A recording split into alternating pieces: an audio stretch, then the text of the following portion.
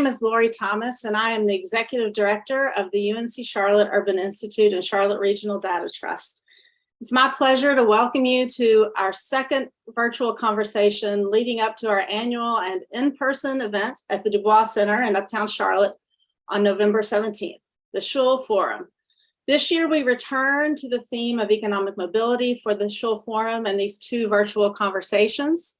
This time to focus primarily on housing and transportation, two interrelated necessities that enable families to build and sustain financial security, access work and educational opportunities, and nurture overall well-being. The Urban Institute is committed to be a part of efforts to improve upper economic mobility in our region, particularly for those excluded from our region's prosperity. Our featured speaker for the Schul Forum in November will be Dr. Karen Chappell, a nationally known scholar who studies transit, gentrification, and displacement. Dr. Chappell is the director of the School of Cities at the University of Toronto, as well as Professor Emerita of City and Regional Planning at the University of California, Berkeley, where she led the Urban Displacement Project. You can read more about the Urban Displacement Project in the chat, as well as access registration information for the Schul Forum. We hope you will join us and register now. The Schul Forum was established in 2019 with an endowed gift from two longtime supporters of the university, alumna Marianne Schul and her husband Norm, who served as the Urban Institute's founding director in 1969. The Schuls have long believed in the Institute's power to bring the Charlotte region together and dialogue around important issues, especially when that dialogue is informed by research taking place here at UNC Charlotte. We'd also like to recognize and thank the Gambrell Foundation.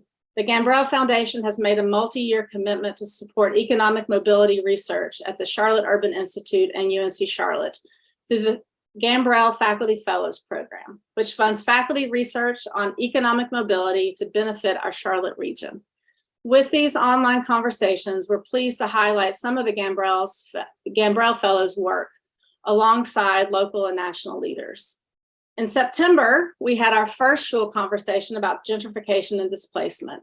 Each of our panelists brought extensive knowledge and expertise that helped us frame many of the issues that make this conversation necessary and difficult, all recognizing that there's a gap between what our community needs and what our current housing market is providing. You can view that conversation on our website. The link should be posted in the chat. Today, our focus is on transportation and transit.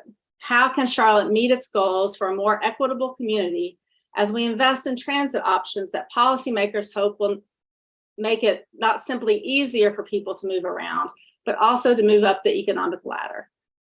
To introduce our guests and help us dig in here, it's my pleasure to introduce to you our moderator for today's panel, Mr. Eli Portillo, our Director of Research Engagement. This time, introducing Eli is bittersweet, as it is the last panel he will moderate as a leader at the Urban Institute in UNC Charlotte. In 2 weeks, Eli will take on a new role as Senior Director of News and Planning at WFAE. We are so sad to see him go. He has been highly effective and influential in our work, but we are excited that he will continue to help our community understand the news that shapes us. Thank you, Eli, and I'll turn it over to you to introduce our panelists and lead this Schul conversation. Thanks, Lori, and thanks for the kind introduction. Hello to everyone who is attending today, and thank you to our panelists for taking the time and bringing their expertise to share with us. As Lori said, I'm Eli Portillo, Director of Research Engagement here at the UNC Charlotte Urban Institute for a little bit longer.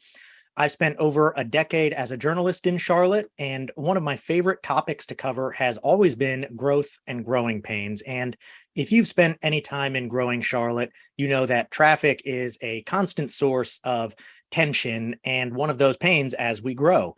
We might not quite be Atlanta or DC yet, but anyone who has been locked in I-77 rush hour gridlock can attest that it's getting harder to move around our region as we get bigger. But transit and transportation, as Lori said, are about much more than just getting from point A to point B. The way we move around our community is intimately connected with how we move up or not on the socioeconomic ladder. Transportation provides access to jobs, healthcare, education, and basic necessities like groceries. Without access to reliable, affordable transportation, people can find themselves stuck, literally and figuratively, especially in an auto-dependent, sprawling city like Charlotte. The connection between transportation and economic mobility is something that we've talked about a lot more in Charlotte in recent years. The city's eyeing a major expansion of its transit system, while also dealing with fallout from COVID-19 and declining ridership, and figuring out how to pay for it all. People have worries about gentrification and displacement along the Blue Line and other transit corridors. Diverse communities are trying to figure out how to move forward beyond just cars with more options for biking, walking, and transit, while also dealing with the reality that most people who can still choose to drive. And with climate change a more pressing issue than ever, the connection between transit, land use, sprawl, and greenhouse gas emissions is another issue that we are addressing more directly in Charlotte as the city adopts new development rules that will guide how we grow for decades. So, with us today to break all this down, we have four people who've lived, studied, and worked on various parts of these issues for years. We've got Maureen Galuski, co-chair of the group Charlotte East's Transportation Committee, Meg Fensel, Director of Engagement and Impact at Sustain Charlotte, Elizabeth Delmel, Associate Professor in the Department of City and Regional Planning and Director of the Master of Urban Spatial Analytics program at the University of Pennsylvania, and formerly of UNC Charlotte, where we still miss her, and Jason Lawrence, Director of Planning at the Charlotte Area Transit System. So I'll turn it over to each of them now to introduce themselves and briefly talk a little bit more about what they do. And since we've got four panelists, I'll emphasize briefly. So Jason, let's start with you. And thank you for the encouragement to be brief, Eli. I'm glad to be on the panel today. As Eli said, I'm Jason Lawrence, Director of Planning with the Charlotte Area Transit System and a proud graduate of UNC Charlotte. I attended there during the 1990s, and it's always good to be back in front of my alma mater. So I've been in CATS for just over 22 years, and I've seen all the change and creation of transit throughout during that time. Our guiding documents really is at the intersection of transit and land use, and that's been part of our foundational DNA since the very beginning with the adoption of the 2025 Transit and Land Use Plan back in 1998. It's now called the 2030 Transit System Plan, and it's primarily a rail-based plan versus the original plan, which had a lot of BRT. We also have another guiding document that has been set forth over the past couple of years, which is a reimagining of our bus network called Envision My Ride. That's now an adopted policy document by our board, the Metropolitan Transit Commission, of high-frequency bus routes, mobility hubs, and on-demand transit zones. And each of those efforts are building up into a regional effort that we coordinated with Central Carolina Regional Council called Connect Beyond, a 12-county, two-state regional transit plan of high-capacity transit services, as well as interconnected transit agencies across the broader region. For us up first, we're advancing the Link Silver Line, a light rail project across 3 counties. We're looking at the Lynx Red Line, a commuter rail project to the northern towns of Charlotte.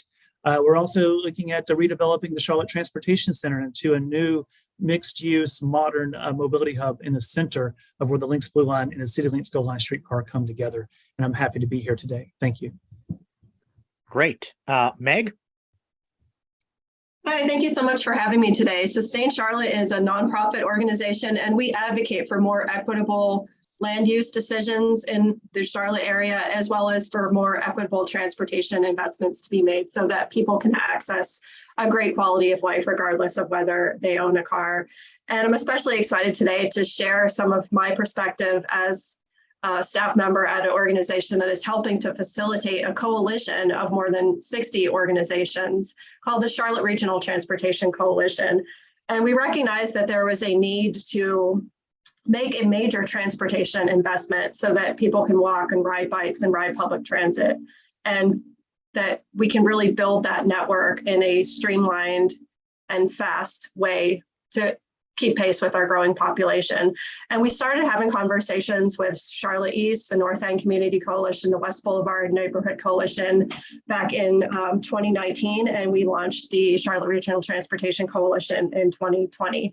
So together we've been working to advocate for equitable transportation and equitable development as those transportation investments have been made.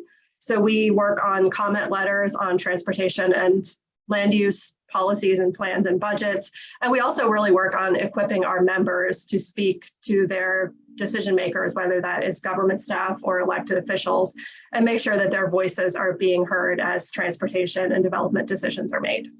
Thanks for having me. Thank you. Maureen? Good afternoon. I really just want to talk to you about, really to introduce you to the East community. I am a member of the Charlotte East Board, and we are a volunteer advocacy group for the East community. We really define the East community as the near, middle, and far East, and we are very densely populated in that area with 152,000 people. We are the most culturally diverse and economically diverse, I should say, culturally rich and economically diverse area in Charlotte. Actually, suburban life really began in the Near East with the suburban area of the streetcars. So that is something that gave us our early start, and then down through Central Avenue began the development of the Middle East in the 50s and the 60s. And also in the 70s, which I well remember as a young adult, the garden apartments that came along that area as well. So what we have had here is that older community, and now we are seeing the development of what used to be our open land out in the Far East, which is becoming, well, actually it's exploding with suburban development and with no infrastructure and mainly car dependent community. So we have a variety of quality of life issues in the East community over 50 years. Central Avenue was a neighborhood street, and now it's become an economic and a transportation corridor.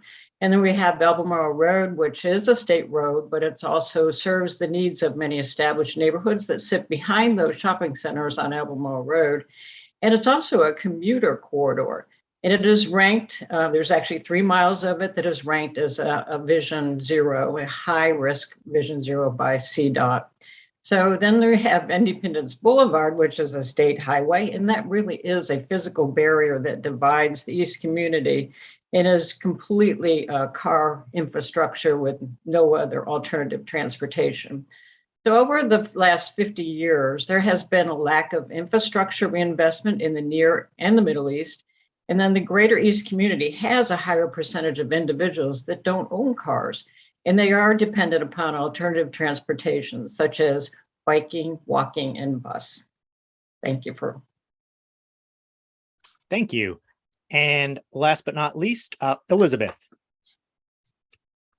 Thank you. So I'm Elizabeth Delmel, coming to you today from Philadelphia, but I spent between 2008 and 2021 in Charlotte. So I was a professor in the geography department. And while there, I worked closely with my colleague, Dr. Isabel Nielsen, who's still there and living on the East Side. And we did a couple projects of interest, which is why I think I was invited here today. One of them extensively looked at the impact of new rail stations and new rail investments on neighborhood change and gentrification and displacement, both within Charlotte, very locally. We did some case studies, neighborhood focus groups in Hidden Valley, but we also did a big data collection effort and studied this at the national scale. And I think we talk about that next in the next segment, so I'll keep this one brief. And then we also did a project very kindly funded by the Urban Institute and the Gambrell Foundation that looked at the impact that transit can have on helping to elevate economic prosperity of residents. And some of our findings for Charlotte told us that, looked at the distribution of where the lower income population in Charlotte is living, where are the low wage jobs, and does an increase in accessibility increase neighborhood level incomes? And we did find that was the case, but mainly by automobile. So that's another segue for future conversations today. Great. Well, thank you. And thank you to all the panelists for adhering to the brief part of that. We're off to a good start. That's a good sign. We're going to go through a couple rounds of questions now. And folks who are watching this, please add your questions in the chat. Let us know what you want to hear more about, and we will address those, after a couple rounds of questions here between us. So I think one theme that I heard during all those comments was that transit and transportation just touch every aspect of our lives. And to some degree, that's pretty obvious. Think about, you need to leave your house and go somewhere to do pretty much anything these days, although not quite as much as before the internet. But there's a lot of competing priorities. There's a lot of different things that we have to weigh. And really, we're not just talking about transit and transportation, but we're talking about land use and how we build our city and equity and economic mobility. So it's a really big conversation. Jason, to start with you, as you're planning the next phases of Charlotte's transit system, how are you balancing these different priorities? What does it look like to both focus on the need to move people and mitigate traffic, but also to spur economic development, real estate development, enhance economic mobility for Charlotte? What does that look like when you're weighing those different priorities? Great. Thank you, Eli. Great question. Well, I think first off, from my perspective, all the priorities you just listed, they certainly are not, they're not competing with each other. I see them as supporting priorities for each other, that how we move people helps us create economic opportunity. And oftentimes, certainly as a byproduct, it does spur real estate investment. I think we only have to look at the South End area and around NoDa to see what has happened along that community. And some of that was very intentional to occur with transit-oriented development. But I think for us, as we seek to balance that, it's really, we've got to start at the very beginning of projects having these conversations. Talking about affordable housing, talking about transit-oriented development, pedestrian-oriented planning need not occur when the project's at 30, 50, 65% design. It's got to happen at the very beginning. And I think our approach with Link Silver Line, by doing a transit-oriented development study, we're doing an equitable TOD study, design services, environmental coordination, as well as looking at a rail trail that goes along the whole corridor. Doing that at the very beginning ensures that we are looking at the right strategies up front, but it can't be all about the big stuff. And I'll be very clear about it. Can't just do the light rails and the commuter rails. No transit system is successful without a supportive, frequent, reliable bus network that connects our people throughout. And I think our strategy is at looking at adapting our transit network to the realities of technology and the reality of the network that we have today, that we are by and large still a suburban city. How do we connect that through other types of technology, ride share services, bike, scooter share services, so that people have access to a vehicle, access to mobility, and free them from the dependence of owning a car versus having to be independent of a car versus being dependent upon transit. So we think that those are clear strategies that we would want to move forward with overall by advancing the 2030 plan, but it's got to be supported by that frequent, coordinated, technology-driven bus network. So it sounds like it's a lot more complicated than just focusing on one mode in order to be successful. Just as a quick follow-up question, how do you get buy-in from all the different constituencies that you need for that? And I mean, not just locally, when you're talking about where to put individual stations, how to move individual bus routes, but also from the greater Charlotte region and, even up to Raleigh, if we're talking about how to pay for all this. Right. I think for us, there's no one set way to do that kind of conversation. But I think if you boil it down, it's like we got to understand what people value and meet them where they are with that. And so some people value saving travel time. Some people value the pedestrian infrastructure. I think that what we need to do is that this transit planning process is not an island to itself. Transportation planning is not by itself. Land use planning is not by itself. So I think showing that all these things are connected together completely, they do not work well without each other. A transportation plan is in essence a land use plan, even if we don't call it that. So showing those connections early and often is really important. And going to people, you can expect people to always come to you. You've got to meet people where they are, and understanding that, when it comes to affordable housing, that we're not defining exactly where people, want to live. Maybe people don't want to live at a transit station area. They want a different quality of life, but they still want mobility access. So let's not assume these things from a housing priority standpoint is universal. And so I think that we just have to be a bit more open in the early parts to really understand what people's desires and values are. And so, Maureen, you are obviously deeply engaged with the community that you're in and the surrounding areas. How do you approach conversations about displacement? And is that a frequent worry that comes up in East Charlotte, where some of these new transit lines are going to go? Is that something that you find comes up a lot in your conversation with residents? Because I know we've seen that emerge as an issue, an area of concern with the Blue Line and the Blue Line extension. I actually have not heard that from residents as far as displacement due to transportation or transit, but I definitely have from small businesses on Central Ave.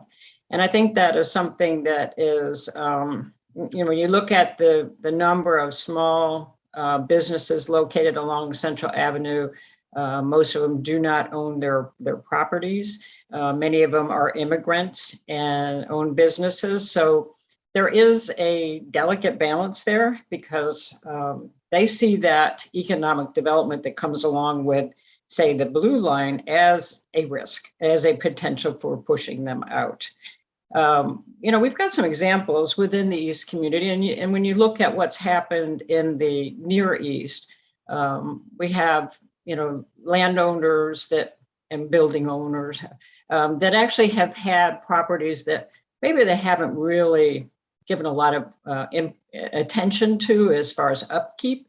And they're kind of waiting around, for that development to come and to be able to make the best profit that they can. So, in the meantime, those people that actually rent those places, can't really do much else with it. But at the same time, the opportunity when the new development comes in, as it has in the Near East, there's an opportunity to raise rents, and that has pushed people out as far as business owners from the Near East, and they actually are moving to the Middle East, which is pretty interesting. For example, Eastway Crossing Shopping Center, which is at Central and Eastway, has seen a number of new tenants and a revitalization of that particular shopping center, and it's actually been a real plus for the meeting the diverse needs in the community. And it's also a plus in that it has had renewal and not demolition. So, there's that. I live not too far from there, and that's I'm happy to see that moving in. Selfishly, I'm happy to see that. Yeah, it's created a really neat dynamic in the community, and it's really appreciated. But at the same time, when's that next role of the economic development that's going to push further out and further out? But what I will say is that what I hear from residents is more concern about displacement due to the cost of housing. And, we have within our community, not only, the immigrants, we have seniors, we have people with disabilities, and we have young families. There's a lot of needs there. So, for example, the first time I heard the voicing of concern about displacement was really with the Eastland redevelopment, and that was more along the lines of seniors feeling that they might be displaced. Our Winterfield neighborhood is actually leading on that opportunity with the city to aging in place. We also see with our immigrant and refugee population, there's a lot of support going into them right now between our nonprofits such as the Latin American Coalition, International House, Habitat, Roof Above. There's all kinds of support we're seeing in the community for people to live there that actually need to live in a dense urban area where amenities for daily life are available when you don't have a car. But at the same time, it is offering an affordable opportunity, say for young families, for the opportunity to purchase a house and live in a community. And so there's a multiple variety of needs there within the community, but I think there are different reasons for displacement. And like you say, you can't talk about economics and transportation. You can't really separate them out.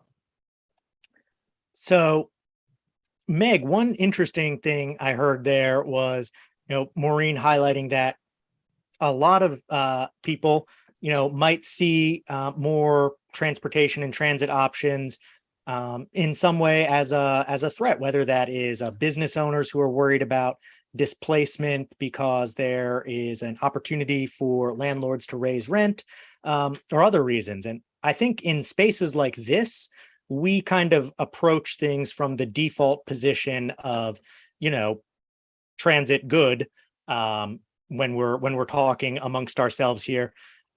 When you're out there in the community working with diverse groups like the excuse me, in the Charlotte Regional Transit Coalition, do you find that there is some resistance, concerns about these sorts of things, and how do you address that?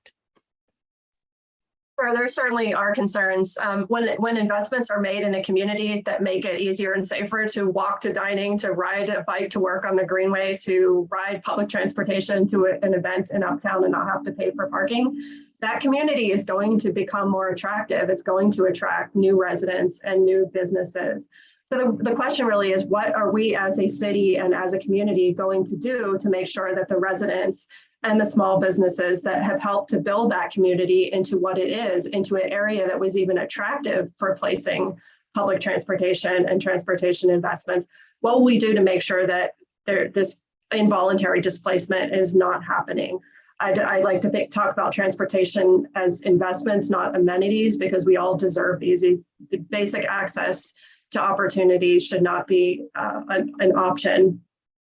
And certainly, I think residents are right to be concerned. There has historically been displacement in Charlotte when transit investments have been made. And it's really critical, as Jason shared, that we need to be planning for how to ensure that people have affordable places to live and that small businesses aren't displaced. We need to be doing that planning in the very early stages. And not only doing that planning, but making sure that those studies translate into action. And especially we're in a period of major inflation right now. As costs escalate in the future, the longer that we wait, the more that things like rail trails and affordable housing in proximity to transit come under threat. So we're going to need to make tough decisions as a community that when we build transit, when we build greenways, when we make major investments that make it safe to walk and bike, we equally need to be prioritizing making sure that people can afford to live and enjoy access to those transportation investments. And Elizabeth, what do we know about displacement and changes in neighborhoods that comes with the opening of new transit lines? What data have you collected? And, do you find any disconnects between the public dialogue about this and what the data show? Sure. So Dr. Nielsen and I have studied this a lot, both for Charlotte and for cities across the country. And I think that our findings kind of distill to this. Transit works well in places that are highly connected, that are dense, walkable, have sidewalks with opportunities, mixed land uses where you can reach a lot of places at once. It just so happens that those locations, independent of transit, have also seen a resurgence in demand through many cities in the U.S. So when you add a new transit station into those places that are already seeing increased demand, then potentially, yes, the combination of the new transit investment and the walkable urban environment could accelerate changes, could further gentrification pressures that are kind of already pent up, already on their way. But without those other things, transit on its own is unlikely to cause new transit investments on its own are unlikely to cause significant observable or measurable changes in a neighborhood. And that's because people make location choices based on more than one thing, right? So maybe they've decided for all of these reasons because it doesn't have the right schools, high crime rate, doesn't have sidewalks, doesn't have the right kind of housing. Just adding a transit station is not going to cause enough people to then decide to suddenly move into that, especially in a place like Charlotte that doesn't have a massively built up and highly connected transit system. So on its own, it's not just transit, it's transit in conjunction with kind of shifting desires for more walkable urban amenities. And then with respect, that's just kind of gentrification in general, but with displacement, we've had a really hard time, like many other researchers, trying to kind of capture this or quantify it. And some of that reason is because, as we know, transit tends to be built on underutilized land that was vacant. It's very expensive, very unlikely that you're going to put a transit line through existing neighborhoods and then tear down all of those buildings. That's super expensive. So if you think about the Blue Line in Charlotte that went through land that was not very much developed, then transit-oriented development, lots of new developments go in around those stations that kind of absorb some of that demand. So that could be one reason. Also, we tend to look at this in terms of an average. So in some places, there might be displacement, again, in those few neighborhoods that are walkable, that do have these other things, but in other neighborhoods, they don't. So on the average, across a transit line or across a city, it's hard to quantify that. But there's other types of displacement that are hard to quantify, kind of a loss of the sense of place, business displacement, and these other things. So as all answers for all academics, the answer is it's complicated. Yes, there's never a simple answer. There's always more questions uncovered by the first answer, is something I've learned. And that reminds me too of our conversation that we had last month about housing and gentrification and displacement, and some of the difficulties of measuring that. I think people often think that there's sort of one-to-one connections that you can make really simply, but there's a lot of confounding factors, and the picture is a lot more complicated. So let's talk now a little more explicitly about the role transit and transportation options might play in lifting Charlotte out of the somewhat notorious 50th out of 50 ranking spot for economic mobility. I'll start with you this time, Elizabeth. The bulk of Charlotte's plans for expanding transit in terms of the dollar amount have focused on big ticket items like the Silver Line light rail, the Red Line commuter rail, and other, fixed guideways. To ask a kind of provocative question, is this the best strategy for improving low-income people's economic mobility? Could low-income residents who need transportation be helped more effectively by other means? I know this is something that comes up fairly frequently. People say, well, give everyone a car. What do you think about that? Well, I don't know if we should give everyone a car, but so we'll start with this. First of all, I love public transportation. I love not going around by car. And I love being able to live a car-free life. And I believe that given our climate situation, planning for a less auto-dependent future needs to be on the table. And I think Jason already alluded to the fact that, transit agents are aware of this, and there are two sides to this. There's the long-range plan, and then there's the kind of intermediary. So with respect to if your goal is simply about lifting economic mobility, here's what we know in the case of Charlotte. We know that the lower income population and the most naturally occurring affordable housing tends to be in neighborhoods in Charlotte that were designed around an automobile. So older suburban neighborhoods in that ring that we're all picturing, I think, right now. So not in those high connected areas. We also know where lower wage or blue collar jobs are. They're dispersed throughout the metro area. So there is not good connectivity between where people need to go to work and where they live, just given the current street configuration. We also know that people don't just need to travel between their home and their work, right? So as Jason mentioned, transportation is really about land use. So people also need to travel to daycare, to the grocery store, to the doctor, to their recreation site, and to the schools. And so the fact is, right now, in those neighborhoods, we don't have good supporting infrastructure for public transportation. Those areas have not received the same amount of public investment as the center city neighborhood, which is why there's so much demand when there is a new transit station in highly connected neighborhoods like Noda or just around it, is because of the unequal nature of these public investments.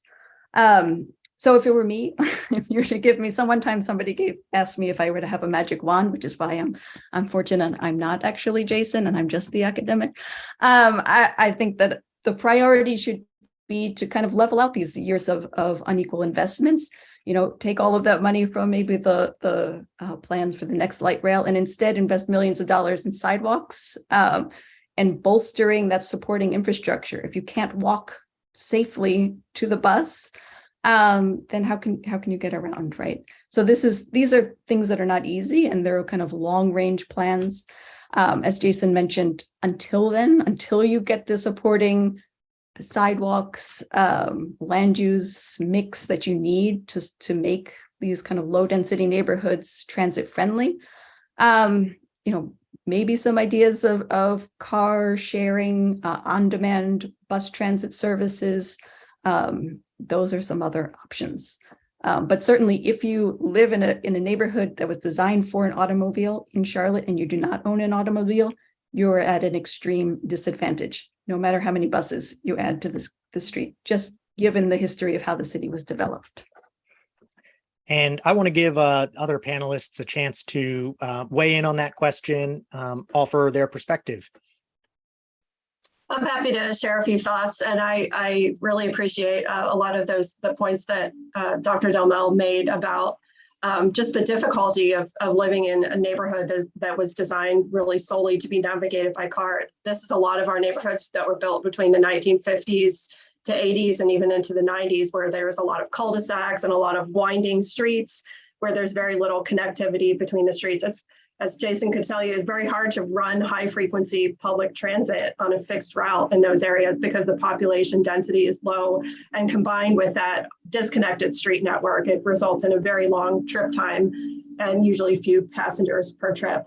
I think, we can definitely do a lot to improve bike and pedestrian access in those areas so that even if somebody doesn't live within close proximity to a transit stop, they could have an efficient, safe bike ride there on the greenways or trails.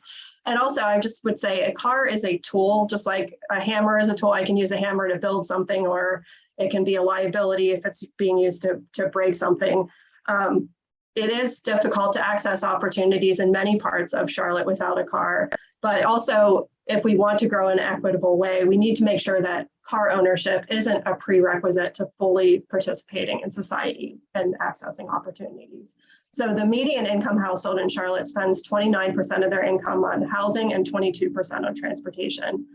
So that car is a pretty expensive mobility tool for many people, especially in the very low income brackets. And it doesn't work for everyone. So we also have to think about needs of our aging population, people with disabilities, even teens and children to be able to get the places that they want to go and have some independence. And then people who can't have a driver's license for various reasons. So I would say we need to continue investing in public transportation, biking, walking, while also recognizing that there are just a lot of kind of scars built into our landscape based on past transportation and land use decisions that were made, and those are very costly to overcome. I'll weigh in here really quickly too, Eli. I think the interesting thing about cities is that they're living, breathing entities that change over time, and they often adapt to the dominant transportation mode at the time. We do call it transit-oriented planning today, what we're doing with our land use planning around transit stations. 100 years ago, we just called that city planning, and we just built cities around streetcars, around the person, around the dominant mode at the time. It's just, like our grandparents, was what they called farming is probably what we call organic farming today. So I just think, put some perspective on that transit agencies do need to adapt to the changing modes of land use. I mean, how that has adapted over time. But you throw in the technology space where we also need to start adapting to.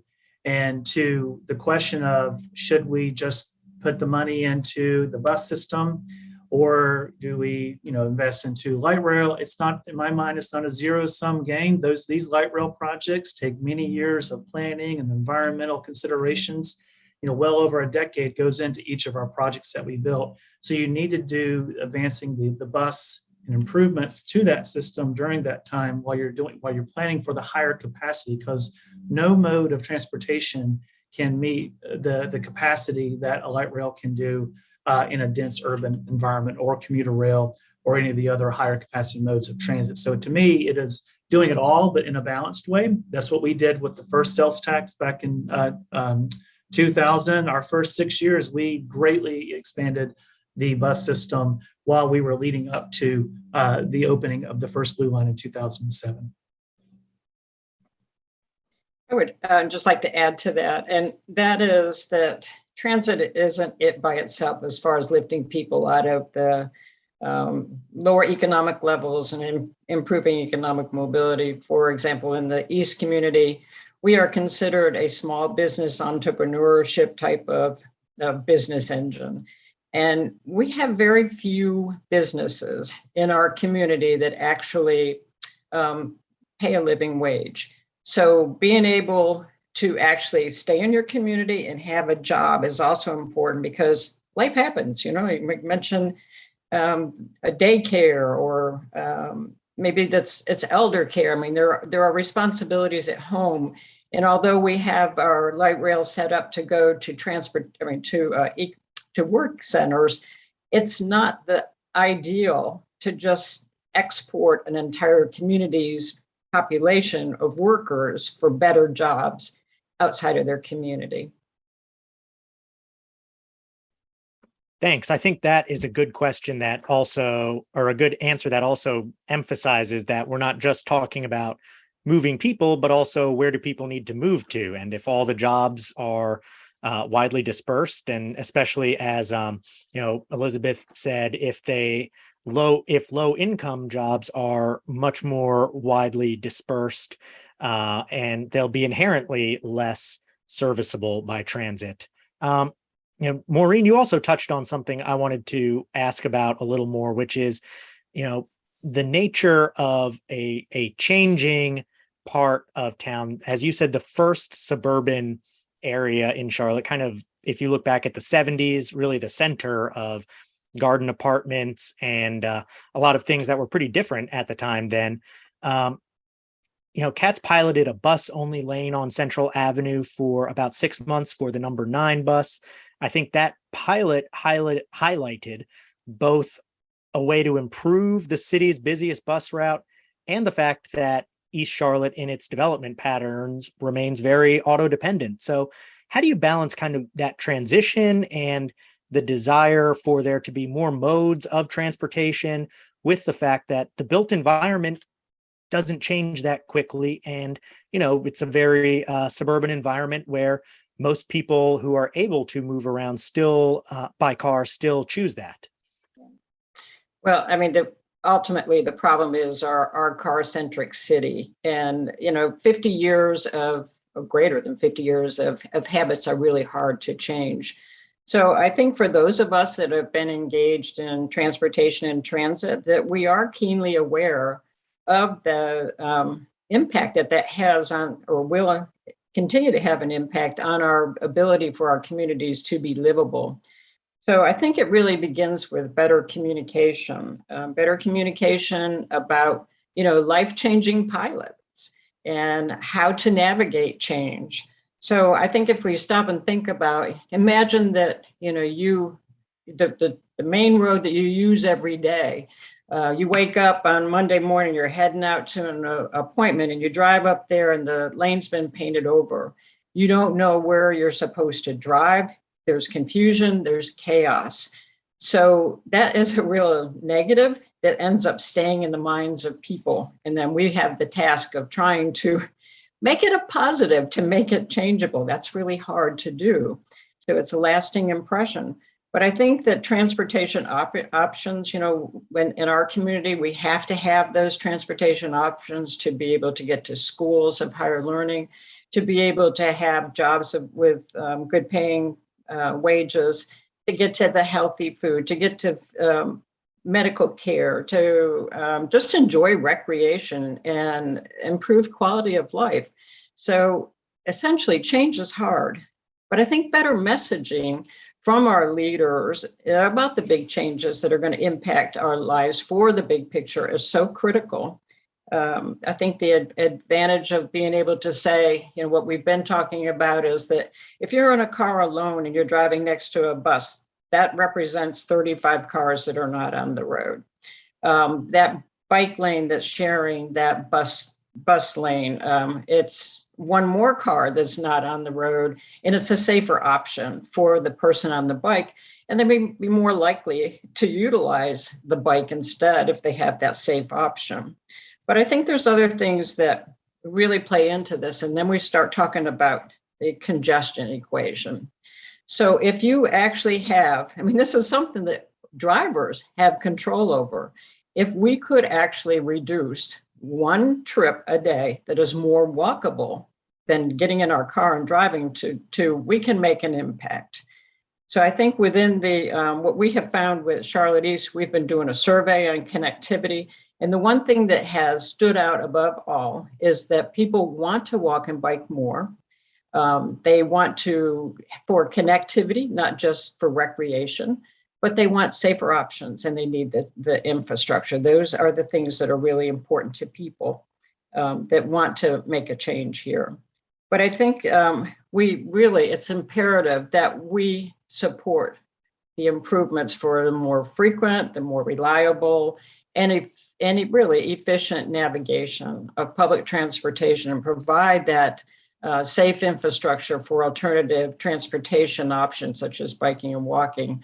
But to make this a reality, we really have to work with city and county to really actively make their decisions and the convergence of policy and budget to make those allocations to ensure that we actually have efficient use of taxpayer money.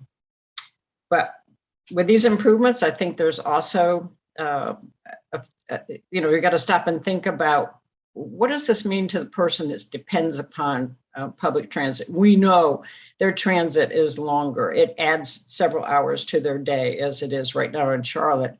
Who hasn't heard a kind of a general public comment is who can use a few more hours in their day? It's really important to people to be able to have some balance in life. So, there are alternative options. And I think that it's difficult, without a doubt, in the built environment that has the dense urban areas like I've described that we have on Central Avenue. But that kind of change has benefits down the road. And we really need to take a look at the long term, the big picture. And that's what I like to keep emphasizing is that we need to be able to really portray that big picture of where we need to get instead of just talking about the daily pain. And I was stopping and thinking about this. So just like we have with the 100 or 10,000 steps, I don't know, I thought this was very interesting that this is something that actually originated with a Japanese marketing company. It came out in the mid 60s. It is still a mantra today with Fitbit. So what's wrong with messaging to tell people that, hey, you can get your steps in, that however many steps you need by taking that walkable transportation rather than jumping in your car to do that trip. But I think it even has more marketing effects to be able to say, what are the health benefits? I'm a retired nurse, so I'm always looking at what are health benefits. So improvement of air quality. There's always something that we can look at that say there are benefits here. It's not all about this is going to change your life and be negative. So I think it's all about the messaging and the way we promote the message, but we really do need to have a robust transit campaign, and it needs to happen now. And I want to just have one more question here before we go to some questions from the audience. So I'll go to Meg. So it's easy to say we need more density. We need to change our neighborhoods to make them more friendly for transit and other ways of getting around. But what would it actually take to change the built environment in Charlotte to something more amenable to better public transportation? What kinds of changes would we need to make in our neighborhoods and how? So I'm going to answer that from both a transportation and a land use perspective. Our streets are our largest shared public space. We have more area of streets than we do of parks. And yet we've sort of been convinced at large that the streets are predominantly for cars. You know, if I park my car in the middle of Independence Boulevard, I'm probably going to get in trouble. But if I park my car in a bike lane, it might sit there all day and nothing will happen. So somehow we have sort of accepted that biking and walking and public transit users have lesser needs or shouldn't be prioritized on our streets. So I think we need to really question that assumption and then make policy and investments accordingly. So the city adopted the strategic mobility plan this year, and it has a goal that by 2040, 50% of our trips will be taken in a way other than driving alone. And so it's great that that policy has passed. Now we need to see investments to support infrastructure to make it easier to walk and bike and ride public transit. But we also need to see the political will demonstrated by our elected officials. So when those tough decisions need to be made about whether a street should solely exist to move people in cars, or whether that street should also accommodate safely the needs of people walking, biking, and public transit, those are the hard decisions that need to be made. So a lot of the so-called low-hanging fruit has already been picked in Charlotte, and now it's going to be time to make some difficult decisions. So in addition to really investing in transportation choices to build out that complete network for walking, biking, and transit, we also need to make some land use decisions. So the Charlotte Future 2040 comprehensive plan that was passed last year includes a goal for 10-minute neighborhoods, which means that residents across Charlotte will have essential amenities, goods, and services within a comfortable 10-minute walk, or at least have access to amenities within a half-mile walk or a two-mile bike or transit trip. So there's no one-size-fits-all answer to what that would look like in different neighborhoods. For those neighborhoods that were built before car ownership became commonplace, it will be easier to support high-frequency public transit due to the higher population density, the more connected street network. For newer neighborhoods that have a lot of those cul-de-sacs and streets that are about as far as you can imagine from a grid, we're going to need different solutions. So that could look like micro transit, where there's on-demand service, but also keep in mind the highest cost is going to be the driver of that vehicle. So just replacing a big bus with a small bus or small vehicle won't completely solve that problem. We need to make sure that the service is really connecting people in a fast and efficient manner that doesn't require them to necessarily drive. And finally, I would just add that we need to not be afraid of different housing options within our established neighborhoods. Cities, as Jason said, are living, breathing entities. They either grow and evolve or they decline and die. And some of Charlotte's most historic neighborhoods, Dilworth, Myers Park, Wesley Heights, Washington Heights, have duplexes, triplexes, quadplexes that actually fit in very well with the single family home, sometimes to the point that people aren't aware, unless they live right next to them, that those buildings house more than one family. So it's going to be a combination of transportation investments and political will, as well as land use investments and political will. So let's move to some questions from the audience now. A number of people have asked about the broader geographic picture. I know that pre-COVID, somewhere around 50% of workers in Charlotte, Mecklenburg, commuted in from outside the county. We've seen a lot more growth in suburban areas in recent years, and Charlotte is much bigger than just the city of Charlotte, the region, of course. So kind of combining a few of the questions that have come in, what does the regional plan look like? How are we building regional support? And do we need to move beyond a system that really focuses on bringing people to and from Charlotte Center to look at other hubs, maybe even other hubs in other counties? So that's kind of a multi-part question, and I'll just throw that out there and see who wants to address what. I can take a first stab at that. I think that we should all remember that the seed for the 2025 Transit Land Use Plan for Mecklenburg County started as a regional conversation around growth and looking at centers and corridors. That is how this region is going to grow. It's going to grow along defined corridors and hubs and in centers. And that certainly was recognized as part of the Connect Beyond effort that CATS did in partnership with the Central Carolina Regional Council. It's been endorsed by all the MPOs in North Carolina.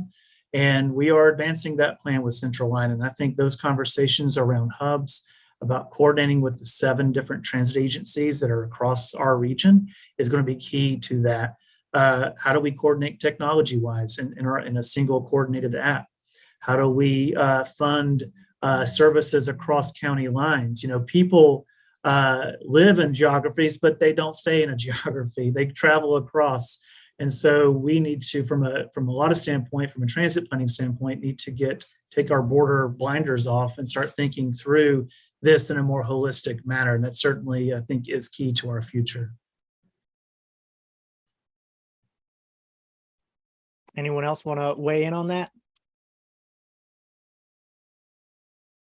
Well, I'll ask a follow-up question that relates to this and is also related to some questions that were submitted in the chat.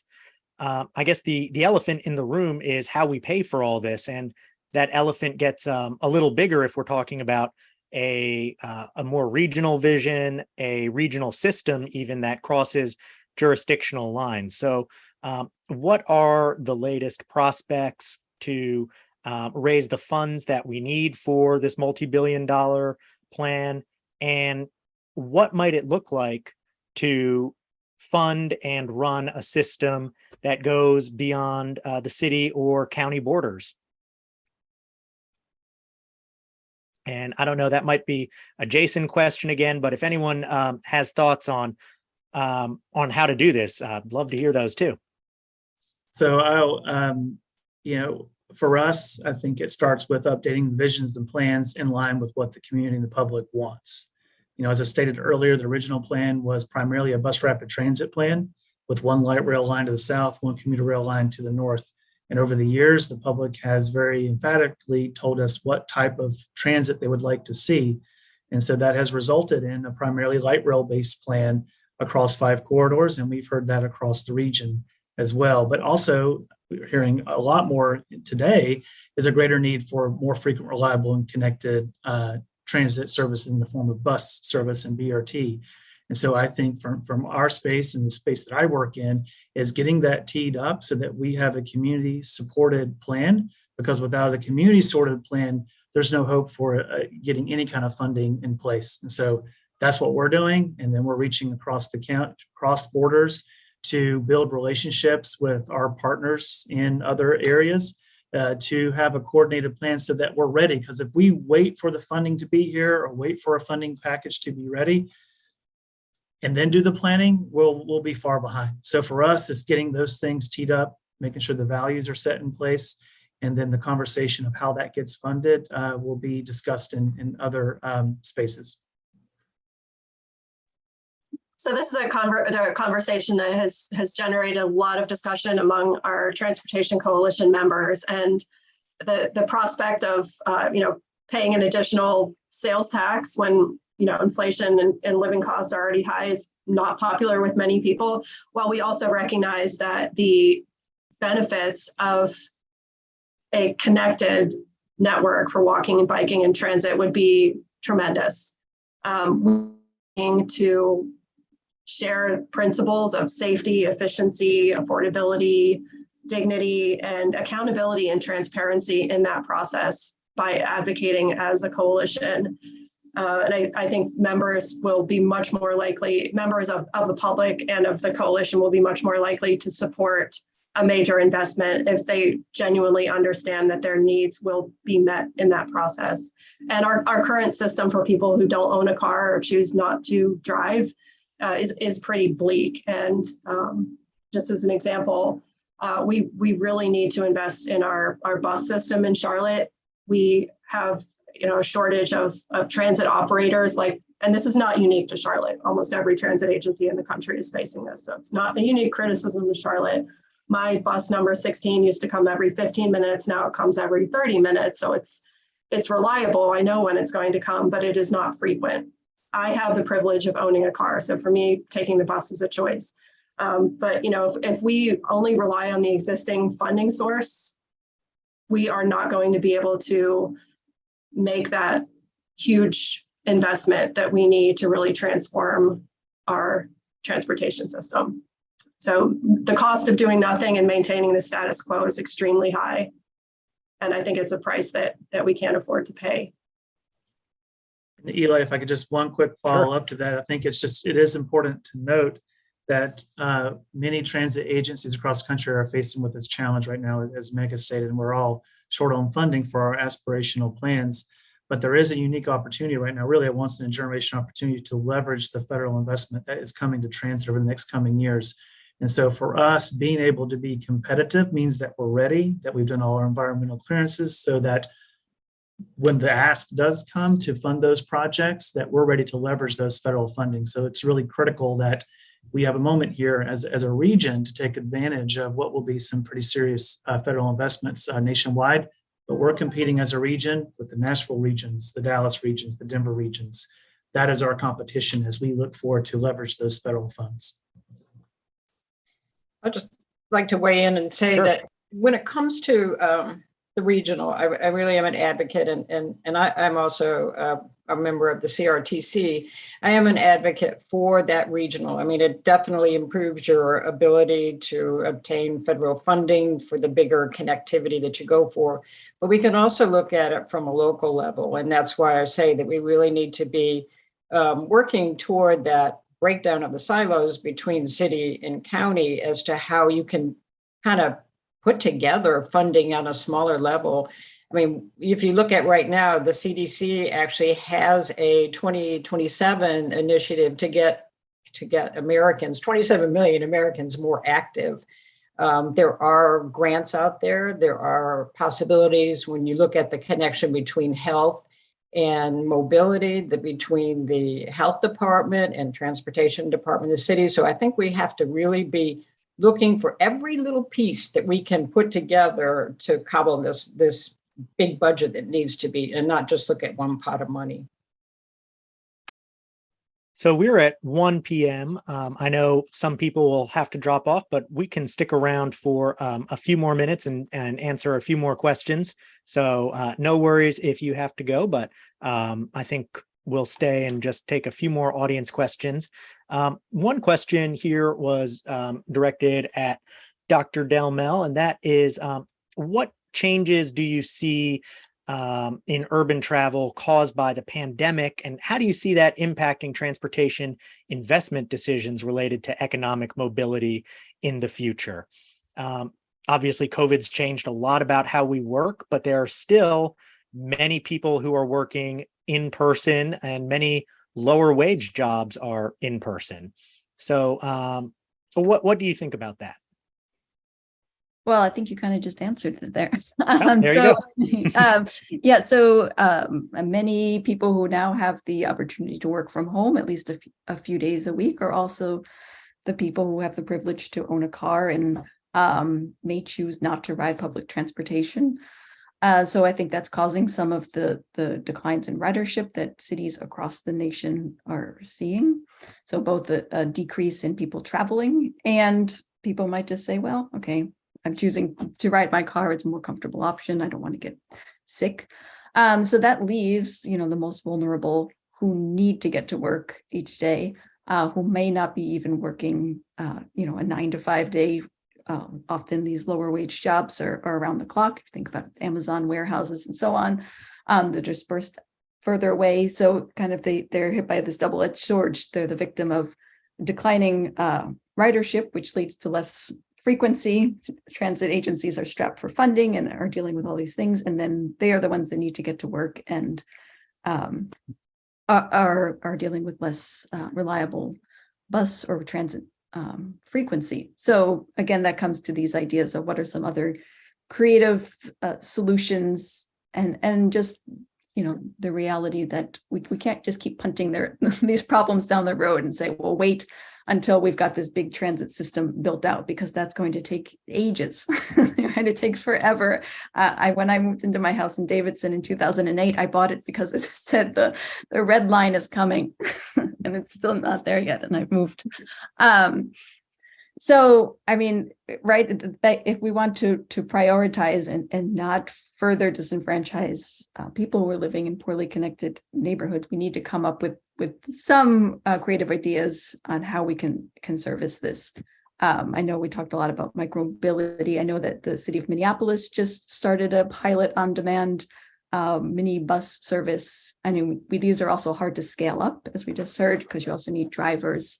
You need a critical mass. So how you fund these, people don't really want to pay for things that don't benefit themselves. So how do we get the greater good of, leveling out some of these economic inequalities through transit investments is a tricky part. Eli, could I? Yeah, Just of one course. quick thing. Sure. Not what Dr. Delmel says is on point, and we're hoping Redline will come someday. We're starting to advance and dust off those plans soon. But I won't speak to the transit piece, because I think there's been so much discussion about the pandemic around transit and transit ridership. But this societal change is impacting so many things in infrastructure. Transit's just one piece of this. People, in the early days of the pandemic, we're walking more. People are like, wow, I need sidewalks more in my street. I'm at home. I'm going to go outside more. Rents and commercial rents and retail and how people experience cities is, we're potentially going through a shift. So the shift in mindset need not only be for transit, but also for how we view our space and the places that we want to live in. So I think that's not necessarily the topic for today. That's a whole other topic probably, but the pandemic piece is part of transit, but it's also tied to our land use, I think, certainly. So let's try to hit a few more questions, a lightning round, faster answers, faster questions. One question that has come up a couple times is CATS considering going fare free, and should CATS go fare free to both improve equity and maybe lure back riders? Yeah, so we've implemented our fare capping pilot right now. It's like through our app. So through the CATS Pass app, once you reach the amount of a monthly pass on the local service, all your trips after that are free. And so that's the path that we are taking with that. We're testing that right now. We don't currently have plans to go fare free. We are looking at the fare capping space first. I will say, as a part of the Connect Beyond next steps, we will conduct a regional fare study, not to look at what a regional fare should be, but like how should regional fare and payment work across multiple systems. And I think as a part of that effort, we will investigate, fare free will be a task of that study. So right now, we're just looking at fare capping. And I know Charlotte has a goal of shifting the mode people get around in to get 50% of trips people make not use a car by, I believe, 2040. Correct me if I'm wrong there, but that's what I've seen. I want to hear from each of you as we get ready to wrap up here. Do you think Charlotte will reach that goal of half our trips not being in cars sometime in the future? So we can just go around the horn, and I guess because we always start with Jason and pick on him, we can do that. I was hoping to start with somebody else. Thank you, Eli. I think that for us to be successful as a community and meet the goals of lifting people out of poverty, but also our climate goals, yes, we need to do that. That will be a challenge in a community that's built largely after 1940s. So I think to achieve that goal, advancing all layers of mobility, but also all layers of infrastructure to achieve that, because it doesn't happen without the infrastructure in place. I'd say it's going to require significant coordination between the city and the county. So the county greenway network and the city working on the bike and pedestrian network, CATS working on the transit network. And there are some promising signs. We've seen a major increase in the county budget for land acquisition to build new greenways. We've seen a dramatic increase in the bike and pedestrian budgets. We need to see major investments in shoring up the bus network to get it back to where it was pre-pandemic service levels, and then even beyond that to running every 15 minutes or less all day, every day. And it's going to take a connected network. We can't have gaps in the network. I'll say Meg or Elizabeth? no. Yeah, I'm sorry, Maureen or Elizabeth? Sorry. I'd say, no, we're not gonna make it, but I think we can make a really big impact on it just by, I think with a really robust campaign. I mean, there needs to be some, and a mantra has to occur with a campaign to get people to hear that message over and over again, and to be a positive message. And we also have a much younger population now in Charlotte than, say, maybe 10, 15 years ago, living here, who are more open to these ideas. So I think we can make a change, but we won't make it completely. And Elizabeth, you get the last word. Well, I guess I never made it to, I moved out of Davidson before the red line got there. So I'm a little bit of a skeptic that we'll make it by 2040, but I don't think it's just necessarily a matter of personal will. I spent last year living abroad in the Netherlands without a car and was able to travel everywhere in Philadelphia, a well-connected city. I can walk just about everywhere. So in Charlotte, I was never able to do that, and because of all of these reasons, right? Because of the land use and the history of the city. So we need to start with the basics, increase the connectivity, changes in density, land use, sidewalks, start at the fundamentals, and then work your way up. And I will come back and see when the red line is there. Great. Well, thank you to everyone who attended. Thank you for your questions, both folks who filled out questions when registering and here in the chat. Thank you to the panelists, and thank you to the Schul family for their support. We will be holding our in-person forum on November 17th uptown, and you are all invited to that. More details are available online at ui.charlotte.edu and at the link in the chat. So again, thank you to everyone for coming. We really appreciate it, and I hope you have a great rest of your week.